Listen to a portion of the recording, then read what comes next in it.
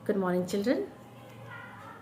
So children, as you know that कि we have started a chapter, जैसे कि आप सब जानते हैं कि हम लोगों ने पार्ट 7 से पार्ट आपके इतिहास चैप्टर से पार्ट 7 चैप्टर जिसका नाम है भारत में राष्ट्रवाद का उदय और विकास, ये पार्ट हमने शुरू किया था।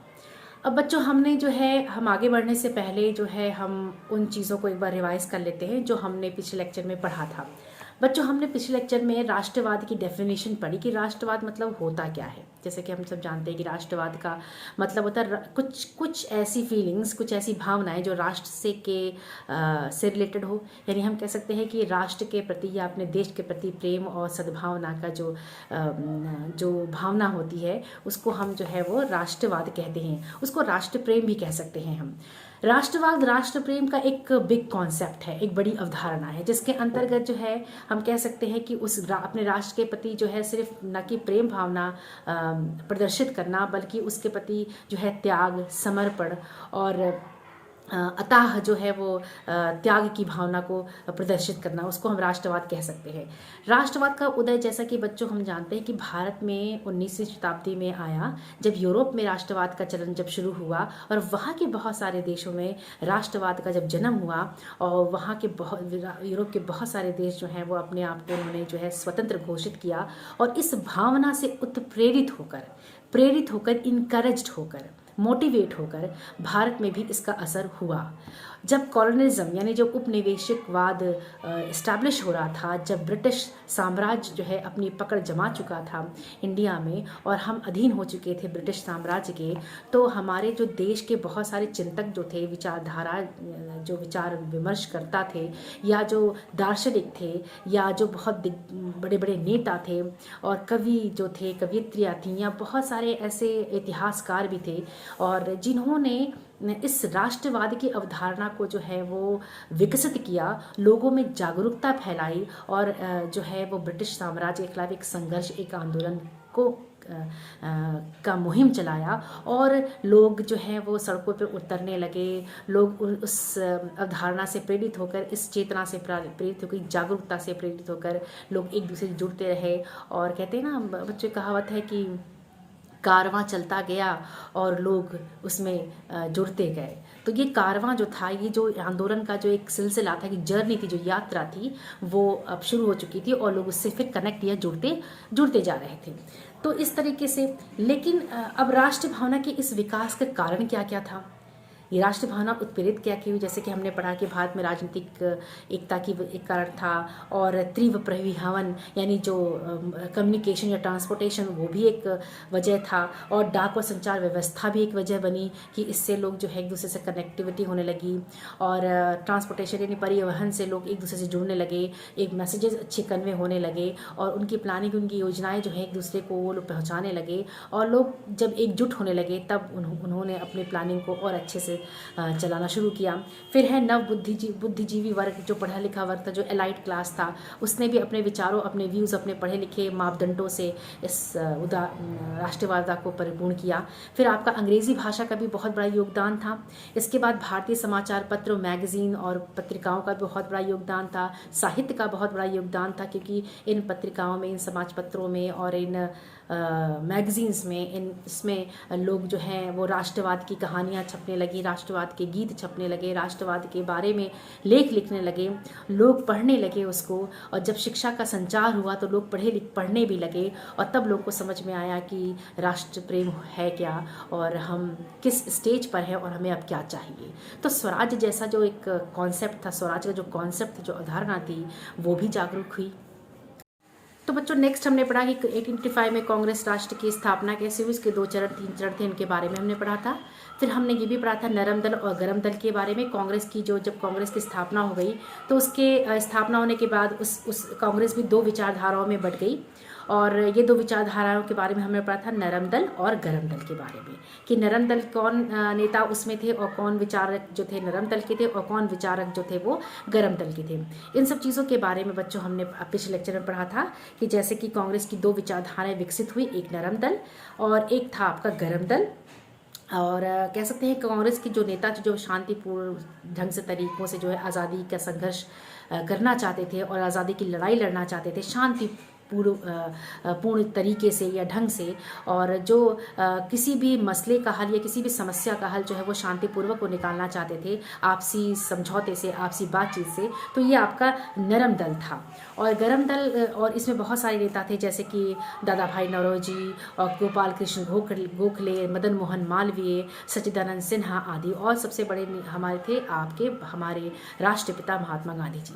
उसके बाद गरम दल की बात करें तो गरम दल वो कांग्रेस का वो विचार था कि जब जिसमें जो है कुछ जो ऐसे जो विचारधारक थे जिनका ये मानना था कि आज़ादी की लड़ाई जो है वो आपसी समझौते या बातचीत से नहीं, बल्कि जो है वो उग्र तरीकों से ली जा सकती है, संघर्षों से ली जा सकती है, आंदोलनों से ली सकती है, और एग्रेसिव तरीके से ली जा सकती है, कि जैसे कि तैसा की जो नीति थी वो अपनाई जाए तो हम आज़ादी या स्वराज्य को हम पा सकते हैं।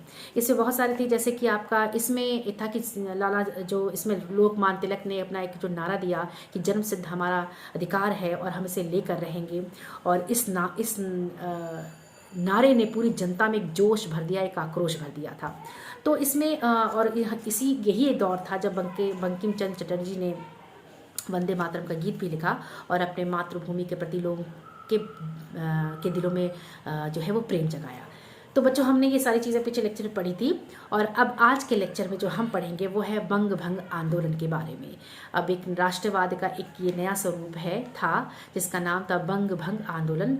तो हम नोट्स के थ्रू पढ़ेंगे और हम जानेंगे कि कि ये बंग भंग आंदोलन था क्या और इस आंदोलन का क्या प्रभाव पड़ा। तो चलिए हम पढ़ते हैं बंग भंग आंदोलन के बारे में। तो चलिए बच्चों, पहले पढ़ते हैं बंग भंग आंदोलन। बच्चों, बंग भंग आंदोलन जो है इसको हम बंगाल का विभाजन भी कह सकते हैं कि बंग भंग आंदोलन क्या। बंग माने बंगला, भंग माने उसको भंग करना या विभाजन करना। तो यानी बंगाल विभाजन के विरोध में जो आंदोलन चलाया गया उसको हम बंग भंग आंदोलन कहते हैं। अब सबसे पहले हम ये पढ़ेंगे कि जब राष्ट्रीय आंदोलन जब तेज़ी से बढ़ रहा था, उसके प्रभाव को कम करने के लिए वहाँ के गवर्नर जनरल, यानी जो तत्कालीन गवर्नर जनरल, भारत के जो तत्कालीन गवर्नर जनरल थे लॉर्ड कर्जन, उन्होंने बंगाल को 1905 में 2 भागों में विभाजित कर दिया। यानी बंगाल विभाजन के निर्णय की घोषणा 19 जुलाई 1905 को लॉर्ड कर्जन द्वारा की गई, जो भारत के तत्कालीन वायसरॉय कर्जन के द्वारा किया गया था।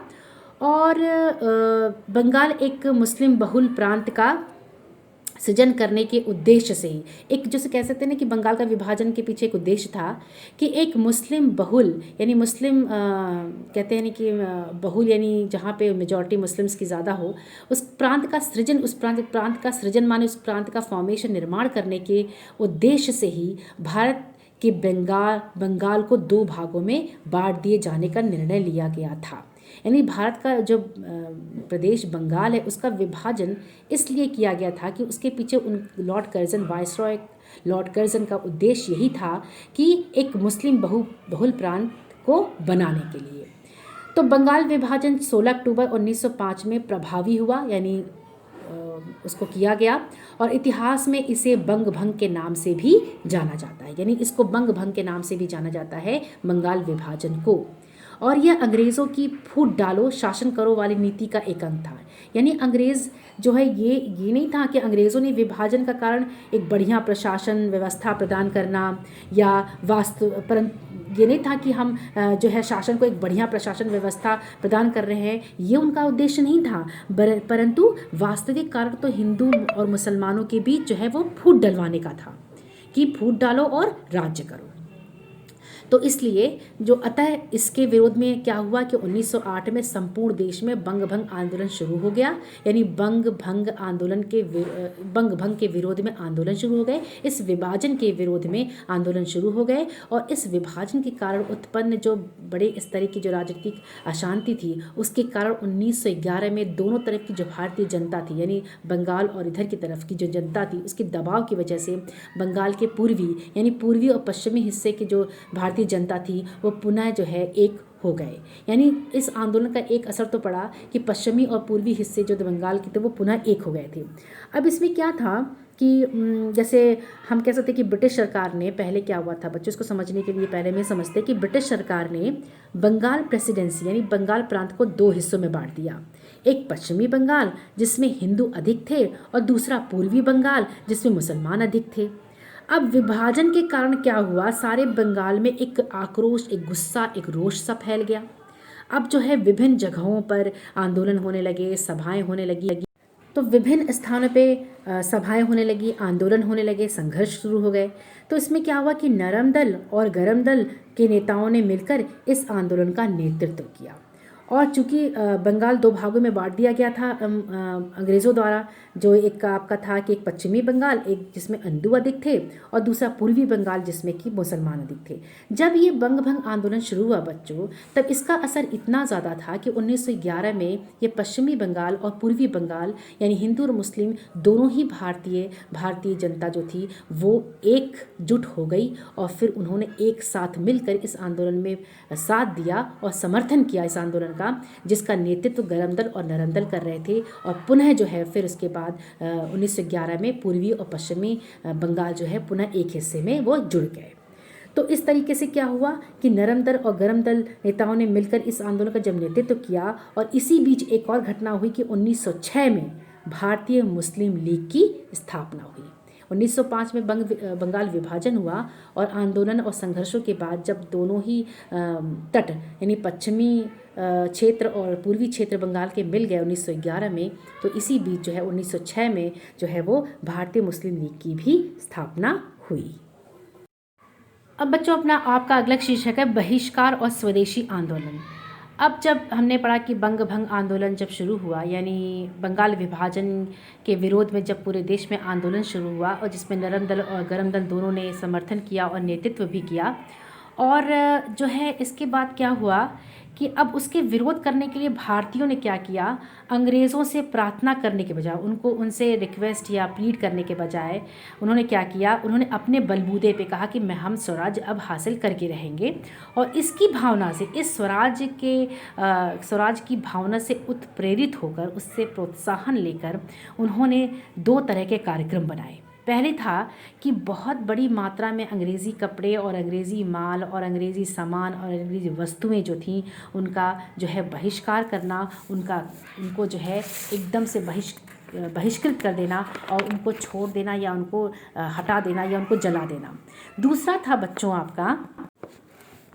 दूसरा ये था कि आपका, जैसे कि आपका पहले ये था, जैसा कि मैंने आपको अभी भी बताया कि पहला यह था कि जब विरोध करने के लिए बड़ी मात्रा में अंग्रेज़ी कपड़े और अंग्रेज़ी वस्तुएं, अंग्रेज़ी चीज़ों को या शक्कर आदि और अन्य अंग्रेज़ी चीज़ों को उन्होंने बहिष्कार किया, उनको जला दिया।